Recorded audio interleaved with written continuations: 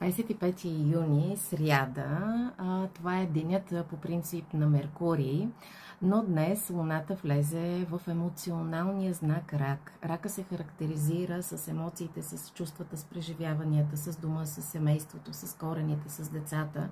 Така че енергията, която може би ще усетите, ще бъде доста така дълбока, странна, различна. Ще имате нужда някой път и през деня да направите самоанализ, ретроспекция на взаимоотношенията си в дома, на отношенията си с партньора, с близките си, с роднините си, с децата си.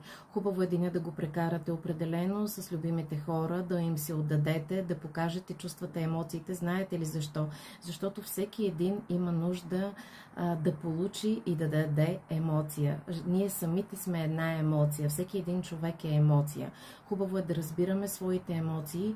Хубаво е да се научим да ги опознаваме тези емоции, за да можем да опознаем и себе си и да разбираме по-добре отсрещната страна. Така че един ден, който е свързан и с новолунието в Рак, което ще настъпи на обяд, но в едно друго видео ще говоря специално и по-подробно за новолунието, тъй като все пак имаме и малко напрегнати аспекти, може да се почувствате изморени, изтощени, да почувствате емоционална слабост, някои страхове да излязат над повърхността, да се почувствате на моменти така леко депресивни в дадени часове на деня, но всичко ще отмине, както знаете, но все пак започва един нов лунен цикъл, така че новия цикъл, гледайте видеото, което ще бъде с новолунието, за да разберете повече какво трябва да направите по време на новолунието. Прекрасна сряда от мене!